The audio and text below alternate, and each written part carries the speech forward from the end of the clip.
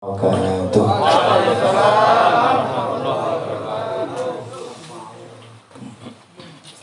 Dua riwayat semoga menjadi ilmu yang bermanfaat.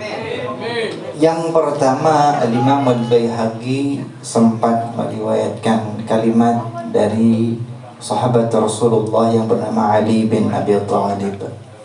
Al-Imam Ali bin Abi Thalib menyampaikan, yushiku an ya'tiya zamanun 'alan nas. Riwayat lainnya, sayati zamanun.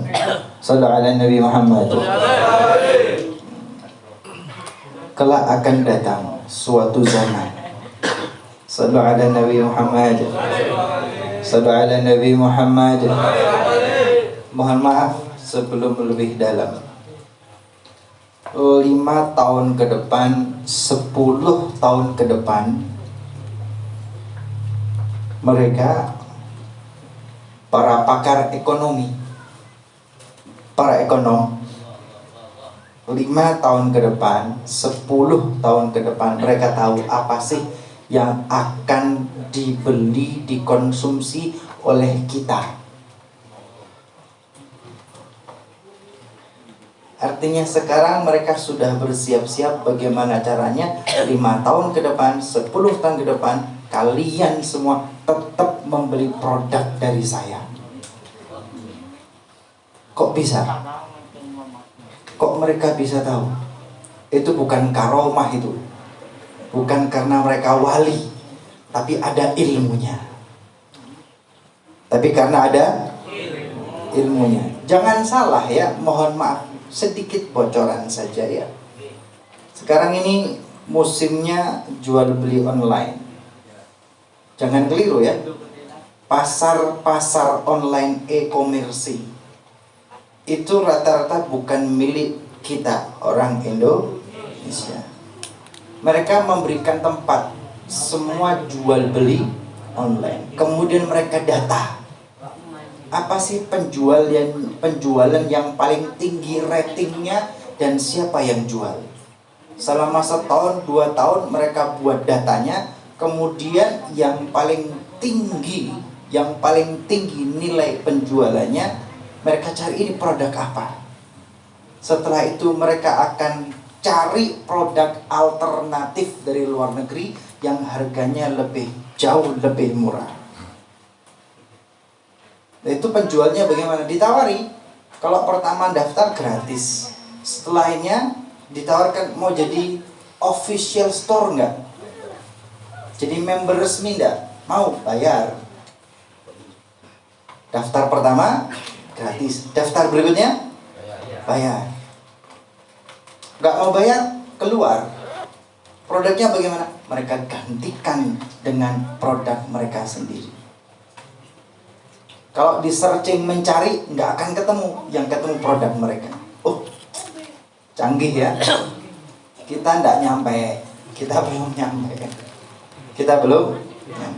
Ilmu mereka 5 tahun ke depan, 10 tahun ke depan, arah perjalanan ekonomi itu kemana, mereka sudah hitung dari sekarang. Sallu ala Nabi Muhammad. Dan kenapa ini disampaikan? Ini ilmu dunia yang bisa melakukan kalkulasi hitung-menghitung sampai 10 tahun ke depan. Yang ingin Habib sampaikan, 15 abad tahun yang lalu Imam Ali pernah menyampaikan hal ini. 15 abad yang lalu Al-Imam Ali bin Abi Thalib pernah menyampaikan, akan datang suatu zaman, manusia akan berhadapan dengan suatu zaman, la yabqa minal islami illa ismuh. Tidak tersisa dari agama Islam kecuali namanya saja.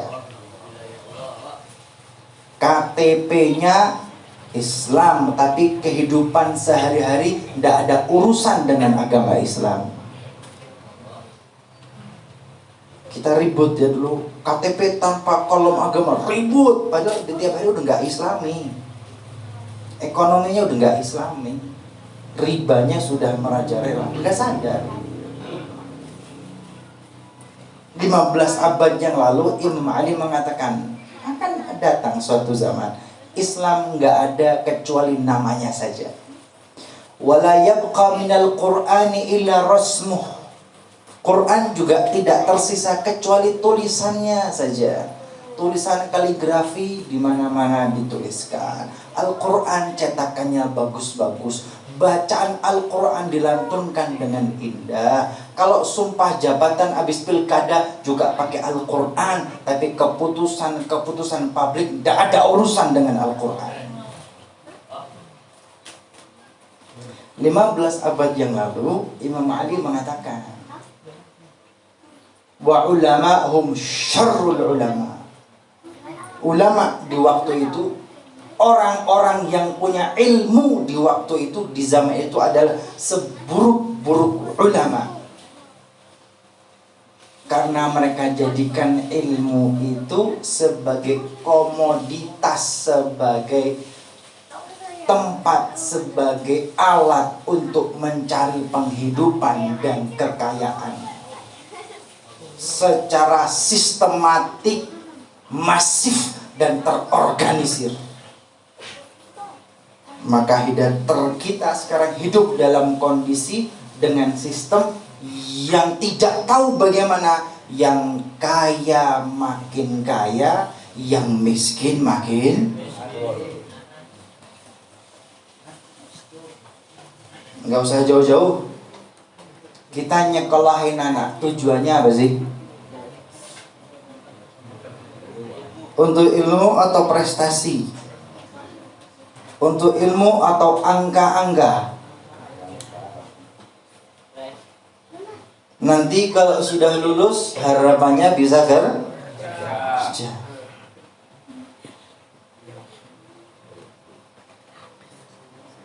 Kenapa sekolah? Biar kerja. Kenapa SMK dan SMA aja? Harapannya lebih cepat dapat. Kita sudah terkondisikan, ya. Kita sudah terkondisi, tersistem. Kita berada di sirkuit ceklaka. Kita berada di lingkaran setan. Kita pengen anak kita berprestasi, ranking 1, punya prestasi A, B, C, D, F, guys. Maka anak-anak kita dibebani dengan berbagai macam kegiatan pelajaran yang mereka tidak butuh sama sekali dengan kehidupan sehari-harinya. Dan ini berlanjut ke level-level berikutnya. Susah ujian nasional, selesai ujian, selesai masa pendidikan, ternyata juga tidak nyambung dengan dunia pekerjaan. Ditambah lagi dengan apa? Omnibus Law, Cipta Kerja yang sama sekali tidak memihak orang-orang cilik. Loh, ini kehidupan yang seperti inikah yang kita inginkan? Apakah hidup seperti ini yang membuat kita adem, ayem, tenang? Ada apa? Sallu ala Nabi Muhammad. Sallu ala Nabi Muhammad. Al-Imam Ali bin Abi Thalib 15 abad lalu menggambarkan hal yang kita rasakan sekarang. Sallu ala Nabi Muhammad. Ini yang pertama, ya. Beb, kenapa disampaikan? Biar melek dulu, biar sadar dulu, jangan terlena. Ada yang salah dengan lingkungan dan kehidupan sosial kita. Ada yang keliru ini. Satu. Yang kedua, Habib sampaikan hadis Nabi Muhammad sallallahu alaihi wasallam. Yushiku an tada'al qaumu alaikum. Beberapa riwayat an tada'al qaumu alaikum. Akan datang suatu zaman ketika seluruh kaum, seluruh umat manusia akan berkumpul mengeroyok kalian umat Islam. Kama tada'al akalatu ala qas'atiha. Seperti orang-orang yang berkumpul untuk makan dalam satu talam. Faqala qailun, salah satu sahabat bertanya, amin qillatin nahnu ya Rasulullah. Ya Rasulullah, apakah kita saat itu minoritas jumlahnya kecil, sedikit? Qal Rasulullah, la antum kathir. lakinnakum katsirun ka ghutha'is sail. Kalian jumlahnya banyak, tapi seperti buih di lautan. Kalian jumlahnya banyak, tapi seperti buih di lautan, terombang-ambing, kadang ke kanan, kadang ke kiri, kadang ke barat, kadang ke timur. Tidak konsisten, tidak istiqomah, tidak disiplin, terombang-ambing. Esok jele, sore tempe. Tidak disiplin ya. Tidak satu kata ya, berubah-ubah ya. Sallu ala Nabi Muhammad. Sallu ala Muhammad. Hadisnya panjang, saya cut aja. 5 asabakumul wahn, karena kalian yang banyak jumlahnya itu loh, tapi terombang-ambing itu loh, karena tertimpa penyakit al-wahnu. Penyakit al-wahnu. Wa mal wahnu ya Rasulullah? Ya Rasulullah, al-wahn itu apa? Qal hubbud dunya wa karahiyatul maut. Hubbud dunya, kedunian, cinta terhadap dunia. Tidur sepanjang malam, melek moto, bangun otaknya langsung ces duit. Bangun tidur itu yang terbersit di benaknya adalah urusan dunia. Tidak terpikir hari ini kira-kira mau ngaji berapa lembar ya. Bangun tidur tidak pernah terbersit kira-kira ibadah saya hari ini yang disempurnakan yang mana ya. Bangun tidur melek mata, tidak pernah terpikir kira-kira hari ini bisa baca salawat berapa lama ya. Melek mata dunia, melek mata langsung dunia, melek mata urusan-urusan dunia yang memenuhi kepala. Hubbud dunia, dunia. Yang kedua, warakarahiyatul maut, tidak mau mati, tidak mau mati, takut terhadap kematian. Kalau dua penyakit ini ada, wahan ini ada, maka bangsa Indonesia akan terombang-ambing, akan tidak akan istiqomah. Gampang dibeli, kasih duit selesai, kasih pangkat beres, tidak akan punya harga diri. Semuanya bisa dibeli, imannya dibeli, agamanya dibeli, kedudukannya dibeli, nasabnya dibeli, semua dibeli dengan duit. Tidak ada yang tidak bisa dibeli dengan harta selama dia hubbud dunya.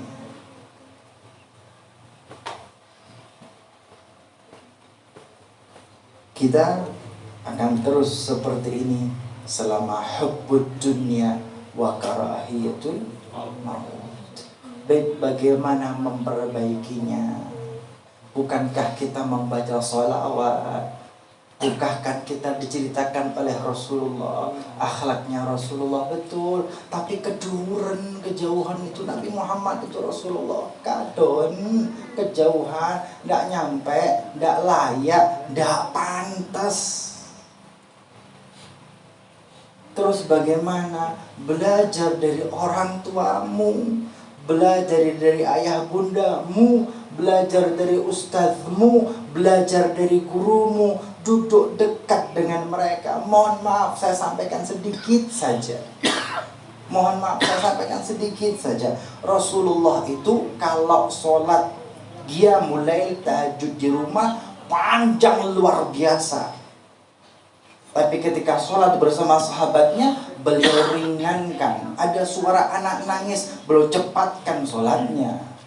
Ketika sahabat lainnya Mu'adz bin Jabal menjadi imam, agak panjang. Rasulullah menegur, afatan anta ya Mu'adz, apa engkau pengen jadi tukang fitnah wahai Mu'adz? Ketika di depan publik biasa aja, ketika Rasulullah sholat sendiri panjang. Jangan kebalik, ketika di depan publik dienak-enakan, ketika sholat di rumah cepat. Mohon maaf saya sampaikan, oleh sebab itu Masjid Ba'alawi ditarim, Masjidul Muhdhar ditarim, Masjidul Hawi, Masjid Imam Al-Haddad ditarim, Masjid Riyadh, Masjid Habib Ali bin Muhammad Al-Habsyi, Masjid Riyadh yang ada di Solo yang bersama Habib Alwi bin Ali Al-Habsyi, dilanjutkan oleh Habib Anis Al-Habsyi, dilanjutkan oleh putranya. Masjidnya ya tetap seperti itu, imamnya bacaannya ya tetap seperti itu. Kalau rotib wirid ya bacaannya biasanya tetap seperti itu. Kalau membaca Simtud Durar ya bacanya ya tetap seperti itu. Kenapa? Ketika membaca di depan publik suaranya ya standar biasa saja. Ketika baca sendiri di rumah juga standar biasa saja. Bukan ketika megang mic di enak-enak, no. Memang kalau baca di rumah seperti itu.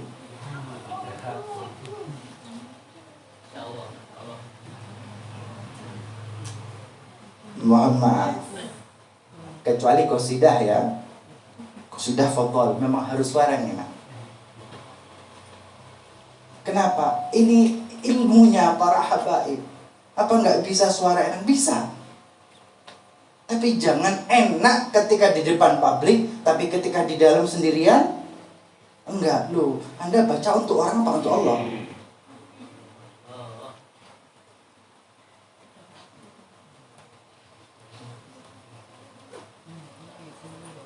Untuk memperbaiki lingkungan kita, mau tidak mau harus berguru dengan ulama-ulama kita, dengan orang-orang tua kita, dengan pendahulu-pendahulu kita, mereka yang hidup dari sebelumnya-sebelumnya. Nggak bisa sendirian, nggak bisa dengan generasi muda yang baru.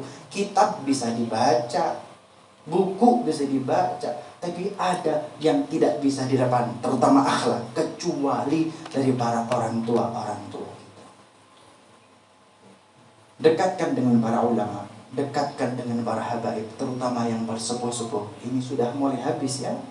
Habib Thohir itu sudah diambil, Habib Thohir Al-Hamid sudah diambil, Habib Thohir Al-Kaf sudah diambil. Habib Thohir Al-Kaf bajunya biasa, serbannya biasa, imamahnya biasa, rumahnya biasa. Apa enggak bisa mewah-mewah? Apa enggak bisa bermegah-megah? Masjid Riyadh itu sampai hari ini ya bentuknya seperti itu. Apa enggak bisa renovasi? Apa enggak bisa? Apa enggak punya duit? Apa enggak bisa minta sumbangan? Hah? Apa enggak ada orang-orang pecinta yang ingin merenovasi? Ada. Tapi tidak fisik yang dicontohkan, bukan zahir yang ditampakkan, tidak kemegahan kemewahan yang ditampakkan, tapi yang tidak terlihat, yang antara diri jiwa dengan Allah Subhanahu wa ta'ala. Dan itu sir baina seorang hamba dengan Allah Subhanahu. Jangan tertipu dengan yang kelihatan, jangan tertipu dengan yang zahir. Zamannya zaman tohir, zamannya zaman pencitraan, zamannya zaman media. Api-api bagus-bagus yang ditontonkan, tetapi kadang-kadang yang disimpan adalah keburukan. Mohon maaf penutup. Semakin metropolis dan besar suatu kota, maka di situ hidup mereka orang-orang yang tertindas secara sistematis dan ekonomi. Silahkan ke Jakarta, silahkan ke Surabaya. Semakin megah, besar gedung-gedungnya, semakin banyak apartemennya, semakin banyak mallnya, maka ketahuilah ada mereka, orang-orang cilik yang tertindas secara sistematis. Hati-hati dengan kemegahan dan kemewahan, karena menyimpan penderitaan orang-orang yang tidak kelihatan. Wal afu minkum, wassalamualaikum warahmatullahi wabarakatuh.